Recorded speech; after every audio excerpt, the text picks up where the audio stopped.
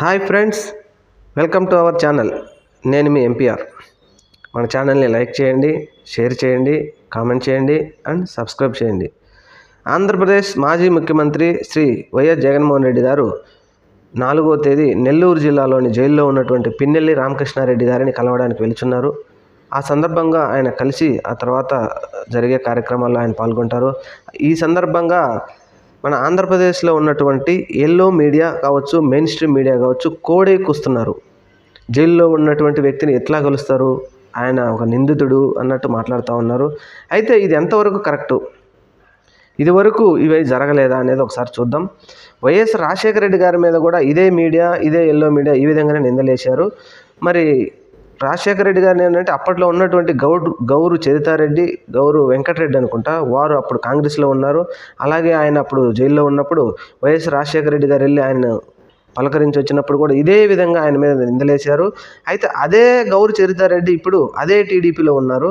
మరి అది ఎంతవరకు సమంజసం? ఒక జైల్లో ఉన్న వ్యక్తిని కలవడానికి వెళ్తేనే తప్పు అన్నటువంటి ఆ రోజుల్లో మీడియా సంస్థల వారు, మరి ఈరోజు ఆ వ్యక్తినే తీసుకొని ఆ వ్యక్తిని ఎమ్మెల్యేకి గెలిపించి ఆ వ్యక్తిని అసెంబ్లీలోకి పంపించడం ఎంతవరకు సమంజసం?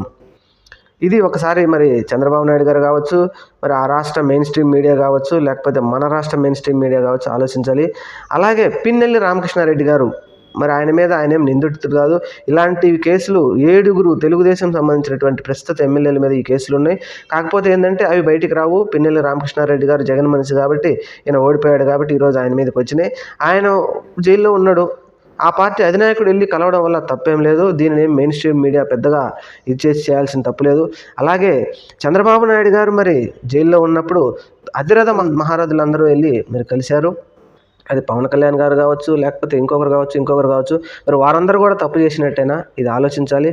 ఏది ఏమైనప్పటికీ ఇక్కడ మెయిన్ స్ట్రీమ్ మీడియా వారు అడగాల్సింది జగన్మోహన్ రెడ్డి గారి పార్టీ మీదనో, వారి కార్యకర్తల మీదనో నిందలు వేయకూడదు.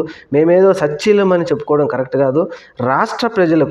ఈ రాష్ట్ర ప్రజలకు ఏ విధమైన హామీలు ఇచ్చాం, ఆ హామీలను నెరవేర్చడానికి మీరు ఈ పని చేయండి ముఖ్యమంత్రి గారు అని చెప్పేసి వారికి చెప్పడం మంచిది. కానీ అలా కాకుండా ఏదో జగన్మోహన్ రెడ్డి ఏ పని చేసినా సరే అది తప్పు అన్నట్టు మాట్లాడటం మాత్రం మెయిన్ స్ట్రీమ్ మీడియా వారికి భావ్యం కాదు. ఇప్పటికైనా ఇన్ని వేల కోట్లు ప్రభుత్వం వచ్చి నెల రోజులు కాలేదు, ఇప్పటికే 14 నుంచి 15,000 కోట్లు అని చెప్పేసి లెక్కల ప్రకారం చెప్తున్నారు. ఇంకా మళ్ళీ లెక్కలకు పరిగెడతా ఉన్నారు. ఈ అప్పులన్నీ మొన్నటి వరకు కోడే కూసింది. మెయిన్ స్ట్రీమ్ మీడియా వచ్చేసి కోడే కూసింది, అప్పులు అని. మరి ఈ అప్పులన్నీ మీరు ఎందుకు చేస్తున్నారు? మీరు సంపద సృష్టించామని మేము భావించాం, మరి మీరు ఎందుకు చేస్తున్నారని మరి చంద్రబాబు నాయుడు గారిని ఎందుకు అడగలేకపోతున్నారు?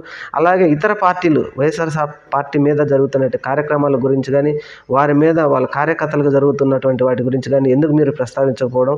ఓన్లీ జగన్మోహన్ రెడ్డి గారికి ఏ పని చేసినా తప్పని చెప్పడం మాత్రం ఇది భావ్యం కాదు. Thank you.